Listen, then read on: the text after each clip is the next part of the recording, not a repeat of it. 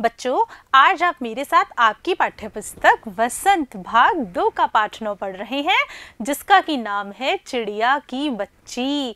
बच्चों, यह एक कहानी है और इस कहानी को लिखने वाले हमारे कहानीकार हैं जैनेंद्र कुमार। बच्चों, ये जो जैनेंद्र कुमार जी हैं, ये हिंदी गद्य साहित्य का एक बहुत महान सितारा है। सितारा इसलिए कि इन्होंने जो हमारा हिंदी गद्य साहित्य, जिसमें कि कहानी, उपन्यास, निबंध ये सब आते हैं, इनको एक नई दिशा दी, नए तरीके से लिखना सिखाया।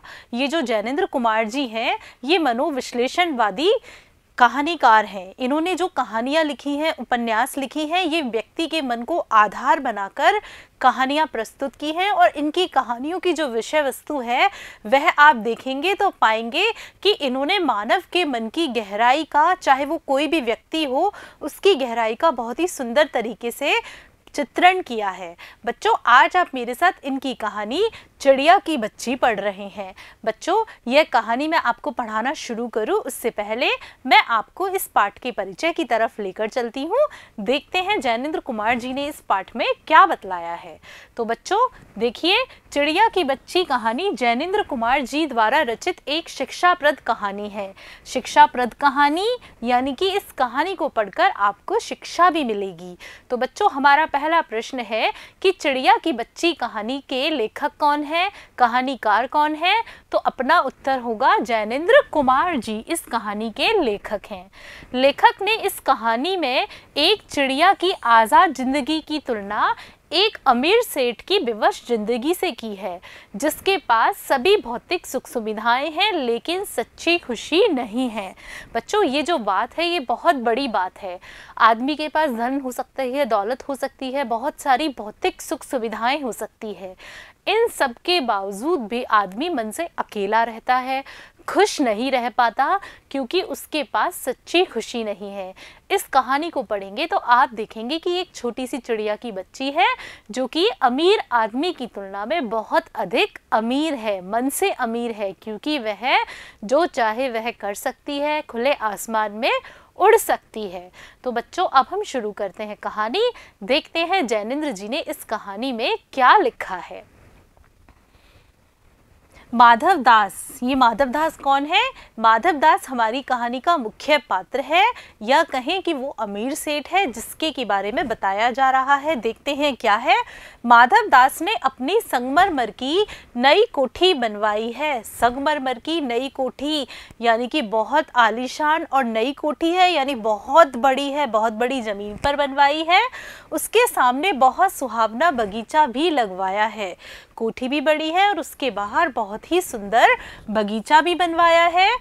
उनको कला से बहुत प्रेम है, धन की कमी नहीं है और कोई व्यसन छू नहीं गया है, यानी उनके पास पैसे की कोई कमी नहीं है और कोई भी बुराई उनको छू नहीं गई है, यानी उन्हें किसी भी बुरी लत का कोई शौक नहीं है। सुंदर अभिरुचि के आदमी हैं। जो सेठ माधव दास जी हैं वो सुंदर पसंद के आदमी हैं, यानी उन्हें अच्छा बहुत अच्छा लगता है। अच्छा बहुत अच्छा लगता है मतलब कि उनको सुंदर चीज़ें बहुत अच्छी लगती हैं।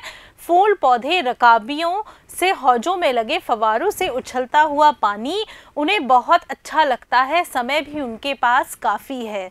तो बच्चों, आप माधव दास जी का जो चित्रण पढ़ रहे हैं उस चित्रण को अपनी कल्पना शक्ति का प्रयोग करके देखिए कि कितना सुंदर दृश्य होगा कि एक आलीशान सी बड़ी सी संगमरमर की कोठी है जिसके बाहर बहुत सुंदर बगीचा लगा हुआ है। उस सुंदर बगीचे में फवारों से पानी उछल रहा है, फूल पौधे लगे हुए हैं और सेठ जी वहां बैठकर उस दृश्य को देख रहे हैं। क्यों देख रहे हैं? क्योंकि उनके पास समय की कमी नहीं है। इस चित्रण को देखकर ऐसा लगता है कि उनके मन में बहुत अधिक शांति होगी। लेकिन क्या वाकई शांति है? यह तो हम कहानी में पढ़ेंगे। देखिए, शाम को जब दिन की गर्मी ढल जाती है और आसमान कई रंग का हो जाता है, तब कोठी के बाहर चबूतरे पर तख्त डलवाकर मसनद के सहारे वह गलीचे पर बैठते हैं। देखिए कितनी अच्छी बात बता रहे हैं कि जब शाम का समय होता है और दिन की गर्मी ढल जाती है, यानी कि थी, गर्मी के समय में 6 बजे के बाद का टाइम है, वह कोठी के बाहर चबूतरे पर तख्त डलवाकर मसनद, मसनद हम किसे कहेंगे, एक जो गोल तकिया होता है, उसके सहारे वे गलीचे पे बैठते हैं और प्रकृति की छटा को निहारते हैं, यानी कि देखते हैं प्रकृति की छटा। सुंदर बाग बगीचा, खुला आसमान, सूरज छिपता हुआ, ठंडी ठंडी हवा आ रही है, ये सारी प्रकृति की छटा है जिसको कि वो देखना पसंद करते हैं। इनमें मानो उनके मन को तृप्ति मिलती है, यानी उनके मन को संतोष मिलता है। मित्र हुए तो उनसे विनोद चर्चा करते हैं, यानी कि हंसी मजाक कर लेते हैं, नहीं तो पास में रखे हुए फर्शी हुक्के की सटक को मुंह में दिए ख्याल ही ख्याल में संध्या को स्वप्न की भांति गुजार देते हैं। यानी अगर उनके पास मित्र होते हैं तो मित्रों से हंसी मजाक कर लेते हैं, अगर कोई भी नहीं होता तो वो हुक्का गुड़गुड़ाते रहते हैं, हुक्का पीते पीते सोचते रहते हैं और पता ही नहीं चलता कि कब संध्या हो गई पूरी। फिर देखिए, आज कुछ कुछ बादल थे, घटा गहरी नहीं थी, धूप का प्रकाश उनमें से छन छन कर आ रहा था। माधव दास मसनद के सहारे बैठे थे, उन्हें जिंदगी में क्या स्वाद नहीं मिला है, पर जी भरकर भी कुछ खाली सा रहता है। यानी माधव दास जी को देखा जाए तो भगवान का दिया हुआ सब कुछ है, पूरी सुख सुविधाएं हैं, धन संपत्ति है, सब चीज़ें हैं, लेकिन इनके बाद भी उनका मन खाली खाली सा रहता है। उनको लगता है कि उनके पास कुछ कमी है। क्या कमी है देखते हैं। उस दिन संध्या के समय उनके देखते देखते सामने गुलाब की डाली पर एक चिड़िया आन बैठी, यानी कि एक चिड़िया आकर बैठ जाती है। चिड़िया बहुत सुंदर थी, उसकी गर्दन लाल थी और गुलाबी होते होते किनारों पर जरा जरा नीली पड़ गई थी। देखिए बच्चों, उसकी गर्दन कितनी सुंदर थी, गर्दन लाल रंग की थी और लाल होने के बाद वह गुलाबी होते होते और कुछ किनारों पर थोड़ी थोड़ी नीली हो गई थी। पंख ऊपर से चमकदार शाह थे, उसका नन्हा सा सिर तो बहुत प्यारा लगता था और शरीर पर चित्र विचित्र चित्रकारी थी, यानी कि जो वो चिड़िया थी वो बहुत ही सुंदर थी। फिर देखते हैं, चिड़िया को मानो माधव दास की सत्ता का कुछ पता नहीं था, यानी जो वो चिड़िया आसमान में उड़ती है उसको यह भी नहीं पता था कि वो माधव दास की कोठी में आ गई है, उसकी सत्ता का आभास नहीं था। मानो तनिक देर का आराम भी उसे नहीं चाहिए था और वो चिड़िया इतनी खुश थी, इस तरह से उड़ रही थी कि मानो उसे जरा देर का भी आराम नहीं चाहिए था। वह अपनी मस्ती में ही मस्त रहना चाहती थी। कभी पर हिलाती थी, यानी कभी तो पंख हिलाती थी, कभी फुदकती थी, फुदकना मतलब खुशी से नाचती थी। वह खूब खुश मालूम होती थी। अपनी नन्ही सी चोंच से प्यारी प्यारी आवाज़ निकाल रही थी, यानी वो जो चिड़िया थी वह गुलाब की डाली पर आके बैठी। गुलाब की डाली पर आकर बैठने के बाद अपनी दुनिया में ही मस्त थी, उसे जो भी कार्य अच्छा लग रहा था वह कर रही थी। माधव दास को वह चिड़िया बड़ी मनमानी लगी, उसकी स्वच्छंदता बड़ी प्यारी जान पड़ती थी, यानी उसकी स्वतंत्रता माधव दास को बहुत अच्छी लग रही थी। कुछ देर तक वह चिड़िया का इस डाल से उस डाल पर थिरकना देखते रहे। थिरकना यानी खुशी से नाचना देखते रहे। इस समय वह अपना बहुत कुछ भूल गए, यानी माधव दास को पता ही नहीं लगा कि वो क्या कर रहे हैं। वो चिड़िया को देखते देखते अपने में खो गए। उन्होंने उस चिड़िया से कहा, आओ तुम बड़ी अच्छी आई, यह बगीचा तुम लोगों के बिना सूना लगता है, यानी खाली लगता है। सुनो चिड़िया, तुम खुशी से यह समझो कि यह बगीचा मैंने तुम्हारे लिए ही बनवाया है। तुम बेखटके यहाँ आया करो। बेखटके यानी बिना किसी डर के यहाँ पर आया करो। फिर देखिए, चिड़िया पहले तो असावधान रही, फिर जानकर कि बात उससे की जा रही है वह एकाएक तो घबराई, यानी वह अचानक से घबरा गई जब उसे पता चला कि उससे बात की जा रही है। फिर संकोच को जीतकर बोली, यानी उसको जो शर्म आ रही थी उसको उसने जीता और बोली, मुझे मालूम नहीं था कि यह बगीचा आपका है, मैं अभी चले जाती हूँ। पल भर सांस लेने यहाँ टिक गई थी, यानी थोड़ी देर सांस खाने के लिए यहाँ रुक गई थी। फिर देखते हैं क्या होता है। माधव दास ने कहा, हाँ बगीचा तो मेरा है, यह संगमरमर की कोठी भी मेरी है, लेकिन इस सबको तुम अपना भी समझ सकती हो, सब कुछ तुम्हारा है, तुम कैसी भोली हो, कैसी प्यारी हो, जाओ नहीं बैठो, मेरा मन तुमसे बहुत खुश होता है, यानी तुम्हें देखकर मुझे बहुत अच्छा लग रहा है। फिर देखिए, चिड़िया बहुत कुछ सकुचा गई, उसे बोध हुआ, उसे ज्ञात हुआ कि यह उससे गलती तो नहीं हुई कि वह यहाँ बैठ गई है, यानी चिड़िया को ऐसा लगने लगा कि उसने कोई गलती तो नहीं कर दी जो वो इस बगीचे में आकर बैठ गई। फिर देखिए, उसका थिरकना रुक गया, यानी जो उस डाल से उस डाल पर फुदक रही थी, नाच रही थी, वह रुक गया। भयभीत सी वह बोली, मैं थककर यहाँ बैठ गई थी, मैं अभी चली जाऊंगी, बगीचा आपका है, मुझे माफ़ करें, यानी मैं अभी यहाँ से चली जाऊंगी। फिर देखिए, माधव दास ने कहा, मेरी भोली चिड़िया, तुम्हें देखकर मेरा चित्त प्रफुल्लित हुआ है, यानी मेरे चित्त को बहुत अधिक खुशी मिली है। मेरा महल भी सूना है, वहाँ कोई भी चहचहाता नहीं है। चिड़िया के बोलने की आवाज़ को हम क्या कहते हैं? चहचहाना। और तुम्हें देखकर मेरी रागनियों का जी बहलेगा, तुम कैसी प्यारी हो, यहाँ ही तुम क्यों ना रहो। सेठ जी कह रहे हैं कि तुम यहाँ रहो तो मुझे बहुत अच्छा लगेगा। चिड़िया बोली, मैं माँ के पास जा रही हूँ, सूरज की धूप खाने और हवा से खेलने और फूलों से बात करने मैं जरा घर से उड़ आई थी।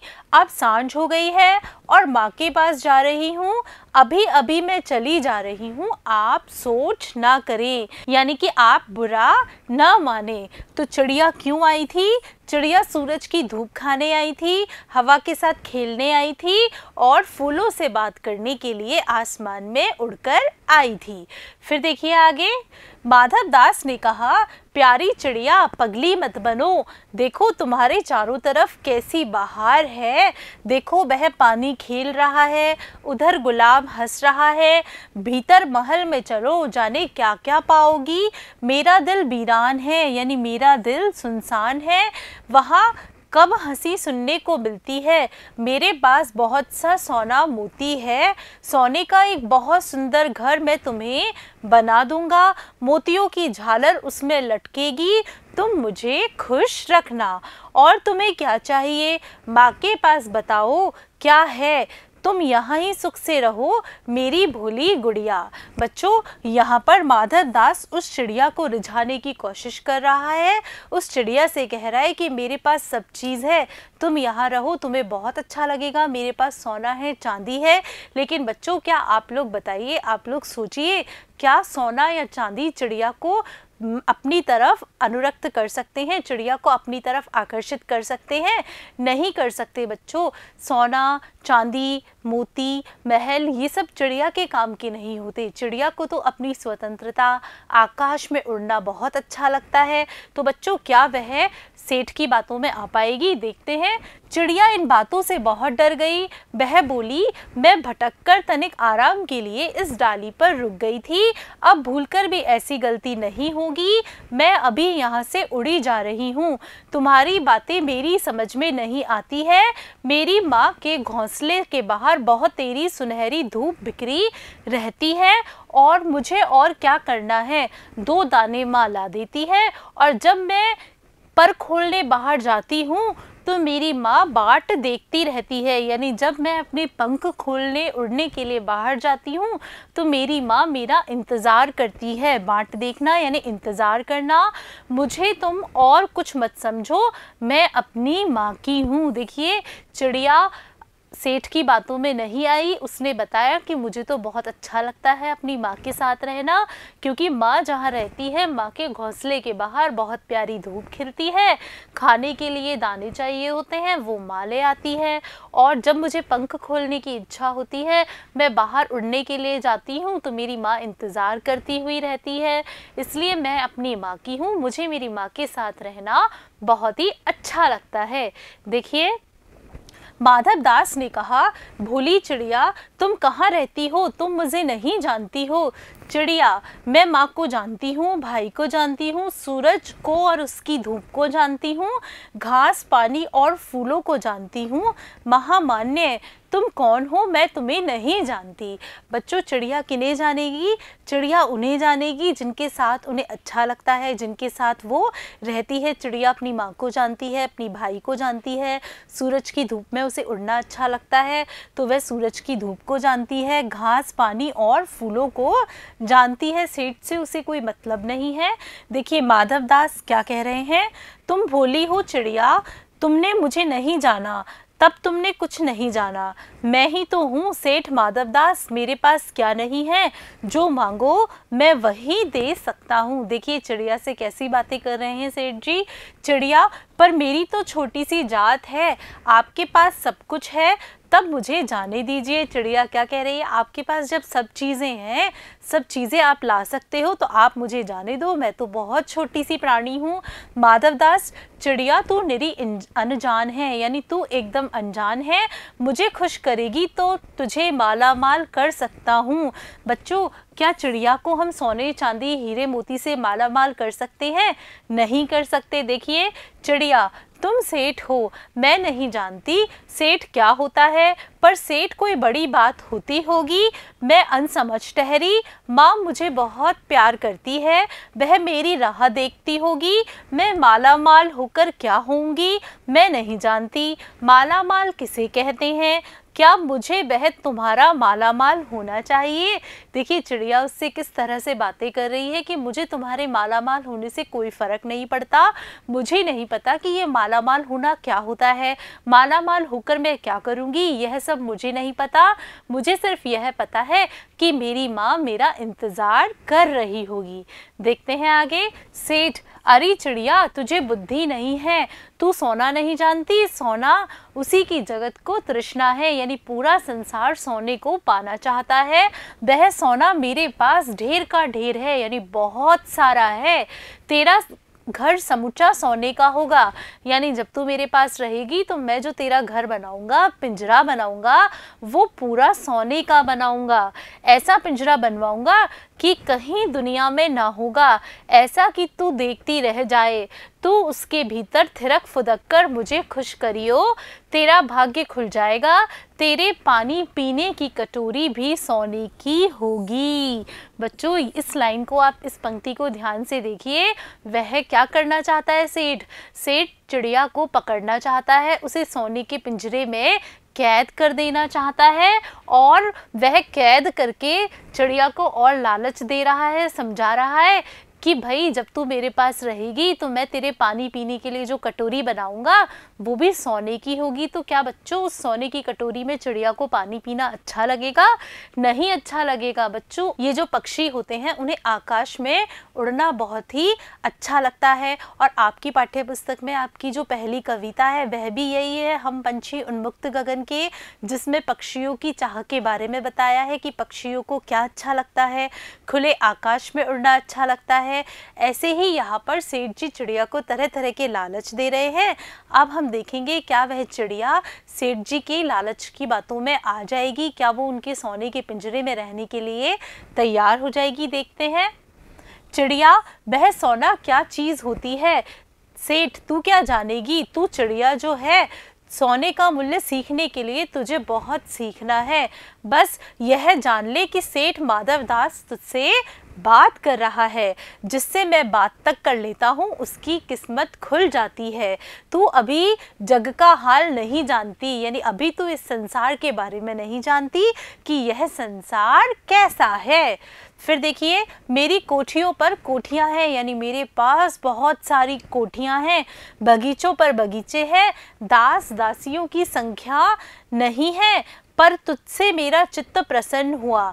यानी मेरे पास सब कुछ है, बहुत सारे बंगले हैं, कोठियाँ हैं, बहुत सारे बगीचे हैं, बहुत सारे नौकर और नौकरानियाँ हैं, लेकिन मेरा जो मन है वो तेरे से बातें करके, तेरा फुदकना देखकर खुश हुआ है। ऐसा वरदान कब किसी को मिलता है? री चिड़िया, तू इस बात को समझती क्यों नहीं? यानी मैं सेठ माधव दास इतने प्रलोभन किसी को भी नहीं देता हूँ, इतने अवसर किसी को भी नहीं देता हूँ जितने कि मैं तुझे दे रहा हूँ, और तू मेरी बात नहीं समझ रही है। देखिए आगे, चिड़िया, सेठ मैं नादान हूँ, यानी मैं कुछ नहीं समझती, पर मुझे देर हो रही है। माँ मेरी बाट देखती होगी कि मुझे देर हो रही है, मेरी माँ मेरा इंतज़ार कर रही होगी।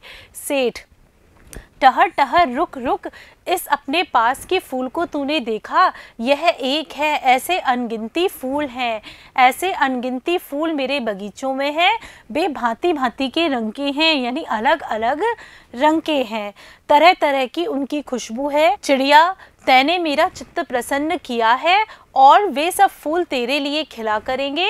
वहाँ घोंसले में तेरी माँ है, पर माँ क्या है? इस बाहर के सामने तेरी माँ क्या है? वहाँ तेरे घोंसले में कुछ भी तो नहीं है। तू अपने को नहीं देखती? कैसी सुंदर तेरी गर्दन, कैसी रंगीन तेरी देह है, यानी जो तेरा शरीर है वो कितना सुंदर है। तू अपने मूल्य को क्यों नहीं देखती? मैं तुझे सोने से मंडकर तेरे मूल्य को चमका दूंगा, यानी मैं तुझे पूरा सोने में जड़ दूंगा। तैने मेरे चित्त को प्रसन्न किया है, तैने यानी तुमने या तूने मेरे चित्त को प्रसन्न किया है, तू मत जा, यहीं रह। फिर देखते हैं आगे, चिड़िया, सेठ मैं अपने को नहीं जानती, इतना जानती हूँ, माँ मेरी माँ है और मुझे यहाँ देर हो रही है। देखिए चिड़िया ने कितना सुंदर जवाब दिया कि मैं कुछ भी नहीं जानती, मैं सिर्फ इतना जानती हूँ कि जो मेरी माँ है वह मेरी माँ है और मुझे यहाँ देर हो रही है। सेठ मुझे रात मत करो, रात में अंधेरा बहुत हो जाता है और मैं राह भूल जाऊंगी, यानी कि मैं रास्ता भटक जाऊंगी। सेठ ने कहा, अच्छा चिड़िया, जाती हो तो जाओ, पर इस बगीचे को अपना ही समझो, तुम बहुत सुंदर हो। यह कहने के साथ ही सेठ ने एक बटन दबा दिया। उसके दबने से दूर कोठी के अंदर आवाज हुई, जिसे सुनकर एक दास झटपट भागकर बाहर आया। यानी सेठ ने क्या किया? सेठ ने चिड़िया को पता नहीं चलने दिया और एक बटन दबाया। उस बटन की आवाज अंदर कोठी के अंदर सुनाई दी, जिससे कि सेठ का जो एक दास था, एक नौकर था, एक सेवक था, वह झटपट यानी तुरंत भागकर बाहर आया और यह सब क्षण भर यानी पल भर में ही हो गया। चिड़िया कुछ भी नहीं समझी, चिड़िया को कुछ समझ में नहीं आया कि कैसे क्या हो गया। सेठ कहते रहे, तुम अभी माँ के पास जाओ, माँ बाट देखती होगी, पर कल आओगी ना, कल आना, परसों आना, रोज आना। यह कहते कहते दास को सेठ ने इशारा कर दिया, यानी जो सेठ का सेवक था, सेठ ने उसे इशारा कर दिया और वह चिड़िया को पकड़ने के जतन में चला, यानी चिड़िया को पकड़ने की कोशिश करने लगा। सेठ कहते रहे, सचमुच तुम बड़ी सुंदर लगती हो, तुम्हारे भाई बहन हैं? कितने भाई बहन हैं? यहाँ पर देखिए बच्चों, जो सेठ है वह चिड़िया को बातों में फंसाने की कोशिश कर रहा है, क्योंकि चिड़िया छोटी सी है, नन्ही सी है, अगर सेठ की बातों में आ जाएगी तो उसे पता नहीं चलेगा और सेठ का जो सेवक है, नौकर है, वह तुरंत उस चिड़िया को पकड़ लेगा। देखिए आगे, चिड़िया, दो बहन एक भाई, पर मुझे देर हो रही है, हाँ हाँ जाना, अभी तो उजेला है, यानी अभी तो उजाला है। दो बहन एक भाई, बड़ी अच्छी बात है, पर चिड़िया के मन के भीतर जाने क्यों चैन नहीं था, यानी चिड़िया को बहुत अधिक बेचैनी हो रही थी। वह चौकन्नी होकर चारों ओर देखती थी और उसने कहा, सेठ मुझे देर हो रही है। सेठ ने कहा, देर अभी कहाँ, अभी तो उजेला है, यानी अभी तो उजाला है। मेरी प्यारी चिड़िया, तुम अपने घर का इतने और हाल सुनाओ, भय मत करो, यानी तुम अपने घर के बारे में मुझे और भी बातें बताओ, भय मत करो, यानी डरो मत। देखते हैं आगे क्या होता है। चिड़िया ने कहा, सेठ मुझे डर लगता है, मेरी माँ मेरी दूर है, रात हो जाएगी तो राह नहीं सूझेगी, अगर रात हो गई तो मुझे रास्ते का पता नहीं चलेगा। इतने में चिड़िया को बोध हुआ जैसे एक कठोर स्पर्श उसकी देह को छू गया। जब चिड़िया बात करने में व्यस्त थी, ऐसे ही उसे बोध हुआ, ज्ञात हुआ जैसे कि किसी कठोर स्पर्श ने उसके शरीर को छू लिया है। वह चीख देकर चिचियाई और एकदम उड़ी, और वह बहुत डरकर जोर से चिल्लाई और उड़ गई। नौकर ने फैले हुए पंजे में वह आकर भी नहीं आ सकी, यानी नौकर ने उसको पकड़ने का प्रयास किया लेकिन उसके पंजे में वह आ भी गई और आकर वह तुरंत उड़ भी गई। तब वह उड़ती हुई एक सांस में माँ के पास गई और माँ की गोद में गिरकर सुबकने लगी, रोने लगी। ओ माँ, ओ माँ। कैसे रोने लगी बच्चों? ओ माँ, ओ माँ। माँ ने बच्ची को छाती से चिपटाकर पूछा, क्या है मेरी बच्ची, क्या है?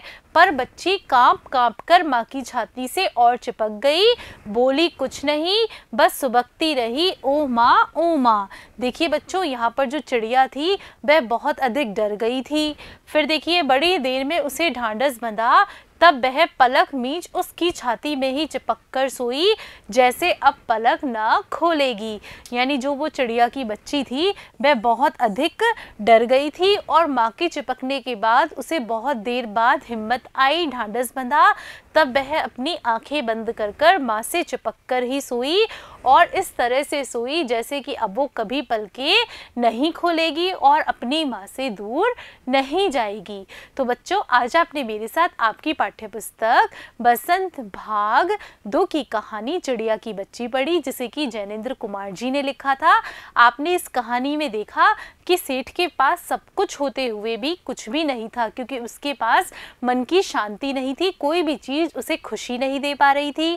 फिर ऐसे में वह जब चिड़िया को देखता है, चिड़िया की बच्ची को देखता है, तो चिड़िया की बच्ची को देखना उसे बहुत अच्छा लगता है और वह उसे बातों में उलझाकर पकड़ने का प्रयास करता है। लेकिन चिड़िया की बच्ची को माँ बहुत अच्छी लगती है, स्वतंत्र रूप से रहना बहुत अच्छा लगता है। वह उड़ती हुई अपनी माँ के पास जाती है और माँ की गोद में सो जाती है। तो बच्चों, इस कहानी से हमें क्या शिक्षा मिली? इस कहानी से हमें यह शिक्षा मिली कि हमें कभी भी अनजान व्यक्ति पर भरोसा नहीं करना चाहिए। कभी हमें जब ऐसा लगे कि हमारे साथ कुछ बुरा होने वाला है तो हमें चौकन्ना हो जाना चाहिए और हमें हमेशा संघर्ष करने के लिए तैयार रहना चाहिए। जैसे कि चिड़िया की बच्ची को बार बार एहसास हो रहा था कि उसके साथ कुछ गलत होने वाला है और वह चौकन्ना होने की कोशिश कर रही थी, और जैसे ही नौकर ने उसको पकड़ा तो वह फटाफट से उड़ गई और अपनी रक्षा कर पाई। तो बच्चों, यह कहानी आपको बहुत अच्छी लगी होगी। इस कहानी के अभ्यास प्रश्न हम अगले भाग में करेंगे। तब तक के लिए नमस्कार बच्चों।